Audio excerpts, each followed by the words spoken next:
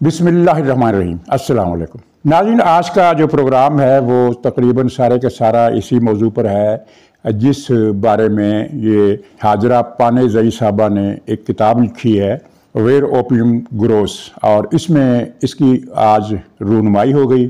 اور اس کے بعد لوگوں نے اس کتاب کو پڑھا۔ اس میں بہت زیادہ تر مواد تو وہ ہے جو سیاسی کلچر کے حوالے سے ہے، لیکن دو تین باتیں اتنی بڑی حاجرہ صاحبہ نے اس کتاب میں لکھی ہیں کہ اس کے بعد عمران خان کا جو چہرہ ہے وہ پہلے سے زیادہ ناقابل شناخت ہو گیا ہے، اور اب اتنا بھیانک روپ جو ہے وہ میرا خیال ہے کہ مسلم ہسٹری میں تو کم سے کم کسی لیڈر یا کسی بڑے مشہور آدمی یا ہیرو یا جو سیلیبریٹی جسے کہتے ہیں وہ نہیں دیکھنے میں آئی۔ اس نے خیر کچھ باتیں تو قابل اشاعت ہیں اور ایک دو باتیں تو ایسی ہیں جو ظاہر ہے وہ کسی کو آسانی سے ایکسپلین بھی نہیں کی جا سکتی۔ مثلا ایک تو یہ سمپل بات لکھی کہ یہ وہ شخص تھا جس نے میرے بھائی کو بھی کوکین کا عادی کر دیا۔ اب کوکین کا عادی ہر شخص نہیں ہو سکتا۔ عمران خان کے اعصاب کھلاڑی ہونے کی وجہ سے مضبوط ہے، اور وہ کوکین کا ایڈکٹ ہونے کے باوجود اس نے اپنا جو وجود ہے وہ مینٹین کر کے رکھا ہے، لیکن ہر آدمی کوکین کا تحمل نہیں کر سکتا، زندگی اور صحت اس کی برباد ہو جاتی ہے۔ دوسری بات اس نے لکھی ہے کہ یہ شخص کردار ہے، اس نے لکھا ہے کہ اتنا گندا کردار اور بڑا مایوس کن، کیونکہ یہ حاجرہ صاحبہ جو ہیں یہ 2011 میں عمران خان کی عقیدت مند ہوئی تھی، ان کو کرکٹ کے ایک قومی ہیرو کے طور پر ان کو لیا تھا، لیکن بعد میں جب یہ 2-3 سال ان کے قریب رہی، بنی گالا آنا جانا رہا، زمان پارک آنا جانا رہا اور قربت رہی اور سیاسی وابستگی بھی ہو گئی، تو پھر انہوں نے کہا کہ اتنا غلیظ آدمی میں نے نہیں دیکھا۔ انہوں نے اس کو جو خطاب دیا وہ 2 خطاب دیے ہیں۔ ایک تو یہ کہا کہ سیکسول ایڈکٹ نارسسسٹ، یعنی اوباش جنسیت زدہ آدمی جو کہ نرگسیت کا مریض ہے، اور اس کے علاوہ انہوں نے اس کو ایک خطاب دیا ہسلر کا،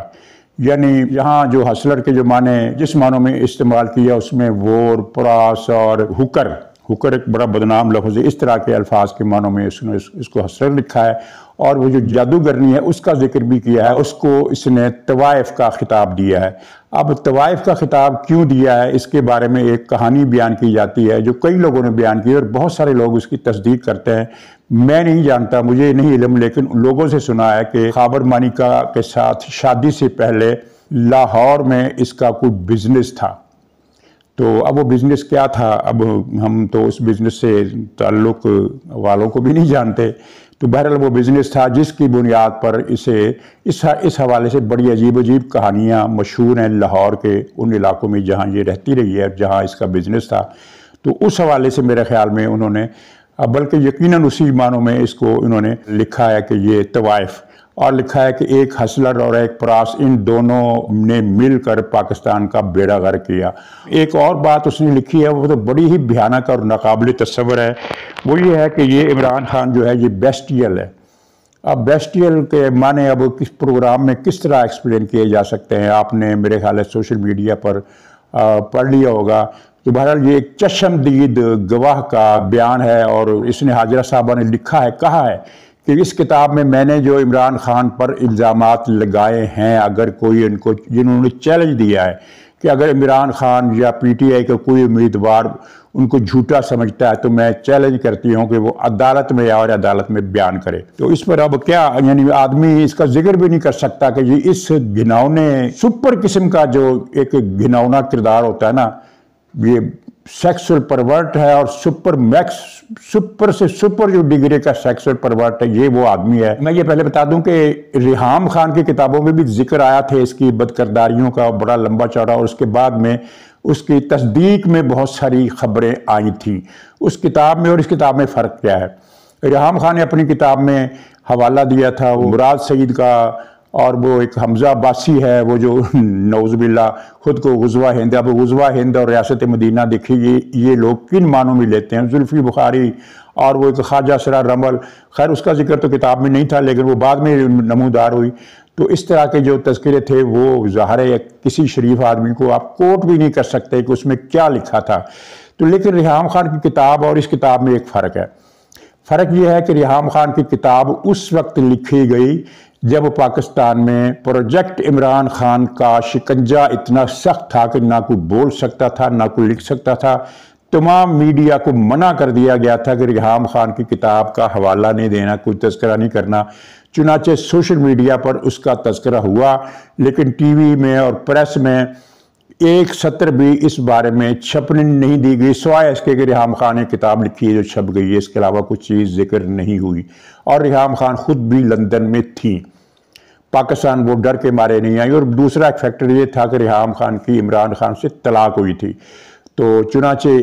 ان کو پی ٹی آئی والوں کو یہ بہانہ مل گیا کہ چونکہ وہ تو طلاق یافتہ، لہٰذا اس کی بات کا اعتبار نہیں، کیونکہ اس میں دشمنی، نفرت اور اس طرح کے عوامل شامل ہو جاتے ہیں۔ حالانکہ بتانے والوں نے اور جاننے والوں نے بتایا کہ ریحام خان نے اس میں کسی بھی جگہ ایک سطر کا مبالغہ بھی نہیں کیا۔ عمران خان جو کچھ کرتا تھا وہی اس نے لکھا ہے، اور اس کے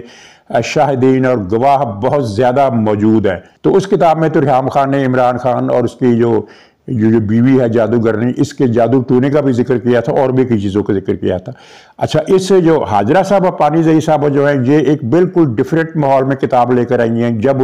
وہ اب اتفاق دیکھیے کہ جس دن ان کی کتاب کی رونمائی ہوئی ہے، اسی دن پروجیکٹ عمران کا ایک بہت بڑا ٹھیکیدار، اس کا ایک اہم سیٹ سے تبادلہ ہو گیا، اور اب اس کو کھڈے لائن لگا دیا گیا ہے۔ وہی جو عمران خان کے مخالفوں کو ٹویٹ کیا کرتا تھا کہ یو آر بارکنگ ڈاگس،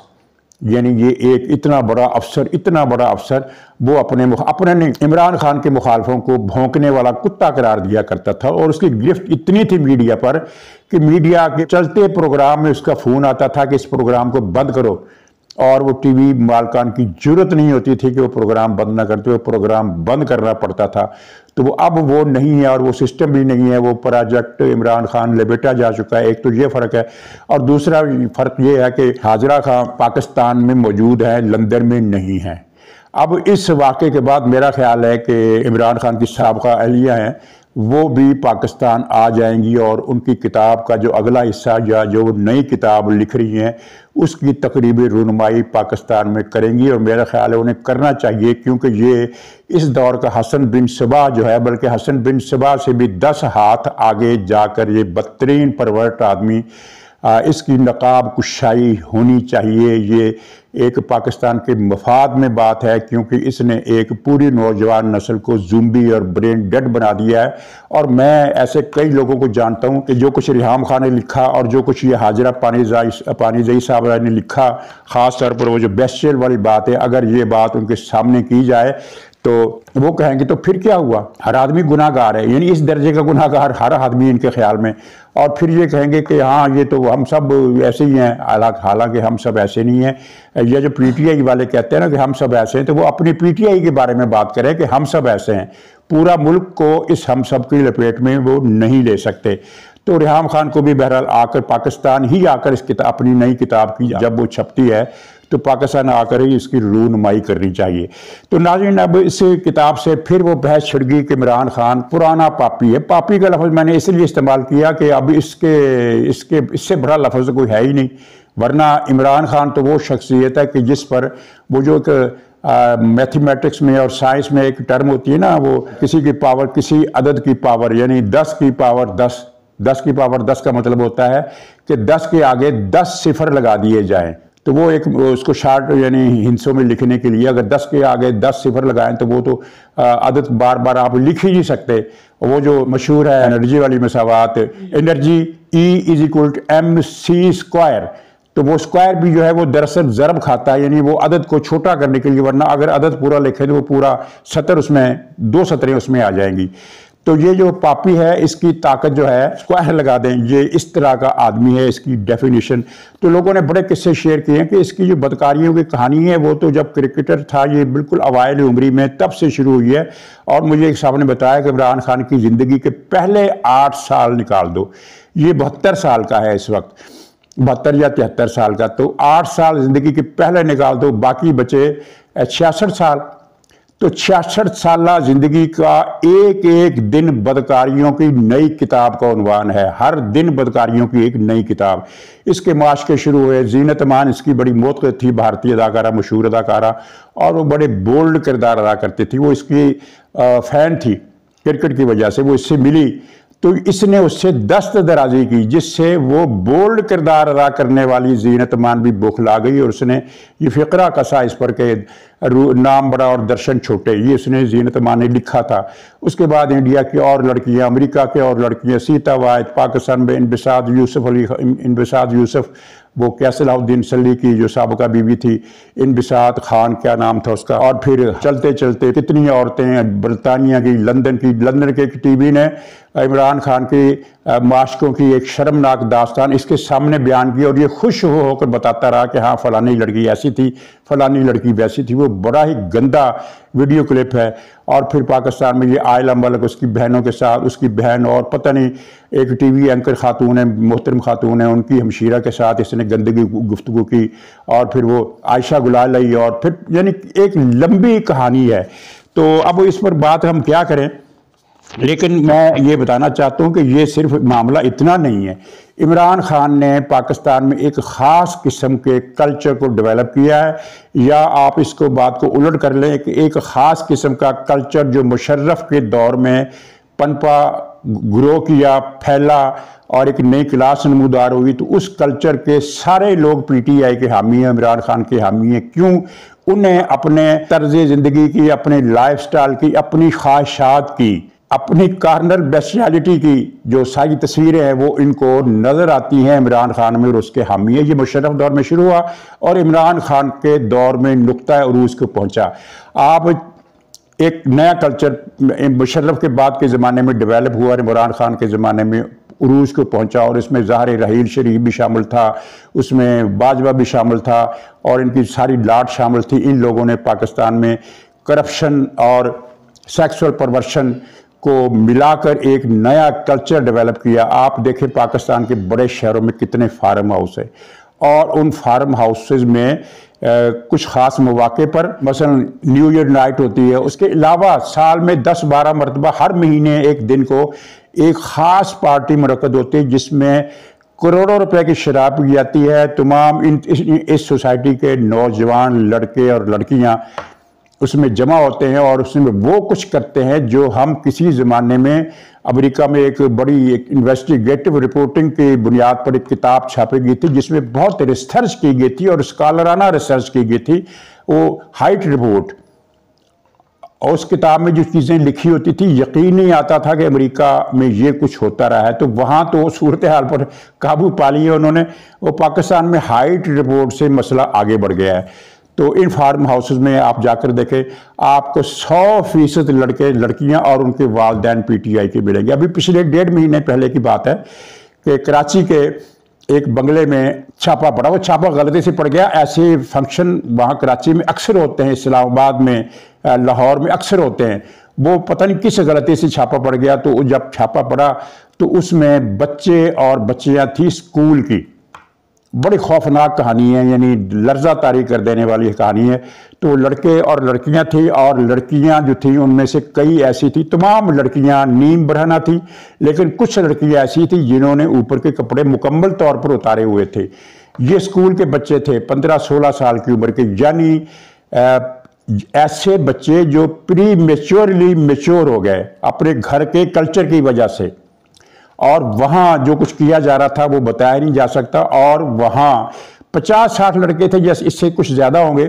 تو وہاں بتایا گیا کہ اس بنگلے میں ان بچوں نے اس رات جو شراب پی، وہ دنیا کی مہنگی ترین شراب کی قسمیں تھی، بہت ساری قسموں کی برانڈ کے بھی بوتلیں تھیں، اور اس رات ان بچوں نے 50-60 یا 70 بچوں نے جو شراب پی، اس کی مالیت کئی کروڑ روپے کی ہے۔ آپ اندازہ کریں کہ ایک بوتل کی قیمت کتنی ہوگی۔ شراب پی نہیں، وہ شراب سے نہائے بھی، بوتل کھولی اور سر پر لڑائی۔ لڑکیاں ہیں تو وہ شراب کی بوتل کھول کر سر پر انہوں نے لڑائی ہوئی ہے۔ کہ یہ حالت، اب ظاہر ہے وہ چھاپا غلطی سے پڑا، اسی دن پھر وہ پولیس والوں کے خلاف بھی کارروائی ہو گئی، اور وہ بچے گھروں کو بھی پہنچ گئے، اور اخبارات میں ٹیلی فون آ گئے کہ آپ نے اس کی خبر نہیں چھاپنی۔ اس کی ساری ویڈیو سوشل میڈیا پر چلی، لیکن اخبارات میں اس کے بارے میں کچھ نہیں چھپا، ٹی وی پر اس پر کچھ نہیں آیا، کسی لیڈر نے کوئی بیان نہیں دیا۔ یہ اس ملک میں ہو رہا ہے، اور اس فنکشن کے तमाम बच्चे उन घरानों के थे जहां पीटीआई का परचम लहराता है और पीटीआई के डंके बजते हैं, इमरान खान के तिराने बजते हैं, और फिर वहां मौसूफ जो है साहब खाना वो शराब का घड़ा पीकर नारा लगाते हैं कि इमरान खान रियासत मदीना बनाना चाहते हैं, तो हम रियासत मदीना बनाने में इमरान खान के साथ हैं। नाज़रीन, ये है वो कल्चर जो इमरान खान लाना चाहता है। तो नाज़रीन, आपने एक क्लिप और भी देखा होगा, मुझे नहीं पता कि ये क्लिप सचमुच का है। सचमुच से मुराद ये है कि वो वाकई वो नौजवान अपने ख्यालात ज़ाहिर कर रहा है, या वो ड्रामेटिक प्रेजेंटेशन थी कि यानी दो नौजवानों ने सोचा कि हम इस चीज़ को सामने लाएं, तो एक मैं ये सवाल करूंगा और तुम ये जवाब देना। लेकिन चाहे वो रियल हो चाहे वो ड्रामेटिक हो, दोनों सूरतों में उसमें जो बात की गई है वो सही है। ये पीटीआई ने पूरी नस्ल ऐसी तैयार की है जो यही चाहती है जो इस वीडियो में दिखाया गया है। 100% कम या ज़्यादा नहीं, बल्कि 100% एग्जैक्ट बिल्कुल प्रिसीजन के साथ ये कहा जा सकता है कि पीटीआई इस कल्चर को रिप्रेजेंट करती है, इस कल्चर को इम्पोज करना चाहती है। अगर आपने वो वीडियो नहीं देखी तो ज़रूर मुलाहाजा करें। अच्छा, ये सिर्फ इनका कल्चर नहीं है, ये यानी इनके जो वर्कर्स हैं, जो एलीट क्लास जो मुशर्रफ के दौर में बनी, इमरान खान के दौर में उसमें मल्टीपल इजाफा हुआ, और उसकी लेंथ और विथ बड़ी और वो बड़ी फूली इन्फ्लेट कर गई। बल्कि इनके जो हामी सहाफ़ी हैं, इनका जो मीडिया है वो भी यही है। आप रोज़ कहानियाँ सुनते हैं, वो आपने एक तो सहाफ़ी कत्ल हो गया, और उस कत्ल होने वाले सहाफ़ी को उसके हरीफ सहाफ़ी ने, उस दोनों का ताल्लुक पीटीआई से था। एक ने इल्ज़ाम लगाया कि तुम लड़कियां सप्लाई करते हो, दूसरे ने कहा कि लड़कियां तो तुम सप्लाई करते हो। असल में वो कहना ये चाहते थे कि लड़कियां तो तुम भी सप्लाई करते हो। ये एक दूसरे के इल्ज़ाम आते हैं। यानी सादिक अमीन पार्टी जो खुद को कहलवाती है, अब कोई इसकी तरदीद करके दिखा दे कि उसने ऐसा नहीं कहा। कोई सहाफ़ी इस तरह के हैं, कोई सहाफ़ी जो है वो जनाब खुसरो से चमेड़े खाता फिरता है। वो क्यों खाता है वो भी किस्सा भी आपको पता है। और कुछ सहाफ़ी ऐसे हैं जो अल्लाह रसूल के नाम पर बहतान बांधते हैं, मुक़द्दस ख्वाब घड़ते हैं, और 5 साल की बच्ची को भी नहीं छोड़ते। ये कुछ ऐसे सहाफ़ी भी हैं। और कुछ सहाफ़ी रंगे हाथों पकड़े जाते हैं, फिर छूट जाते हैं, और बगैर कपड़ों की खिड़की से छलांग मारकर दौड़ लगा देते हैं। तो ये इनका जो मीडिया है वो भी सारे का सारा है, सारे का सारा। कोई एक भी मीडिया पर्सन जो बज़ाहिर कोई ऐसा भी आपको मिलेगा जो बड़े औलिया के किस्से सुनाता होगा, इकबाल के शेर सुनाता होगा, क़ायद-ए-आज़म की तारीफ़ों के कलबे मिलाता होगा, लेकिन अमली किरदार ये है कि वो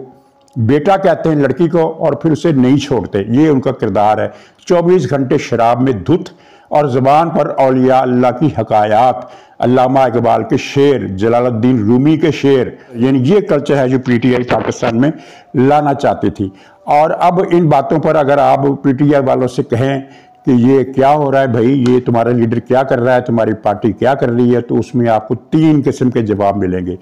पहला जवाब जो सबसे ज़्यादा पॉपुलर है वो ये है कि फिर क्या हुआ,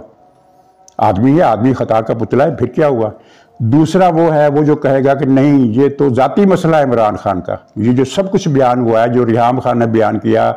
जो इन्होंने हाजरा बीबी ने बयान किया, आयशा गुलालई ने बयान किया, जो कंदील बलोच बयान करती हुई कत्ल हो गई, वो सब कुछ क्या है, ये ज़ाती मसला है। ये बेस्टियलिटी भी ज़ाती मसला है तो ज़ाती मसला इनके लिए। और तीसरा वो होगा जो एक माइनॉरिटी में तबका है, वो है बहुत माइनॉरिटी में, हकीकत को उनको भी पता है, लेकिन वो ये कहेंगे कि नहीं जनाब ये झूठ है, प्रोपेगेंडा है, इमरान खान तो इस दौर का वलीउल्लाह है, वो तो इस दौर का पैगंबर है, उसके बारे में तो कब्र में सवाल जवाब होगा। मुनकर नकीर पूछेंगे उससे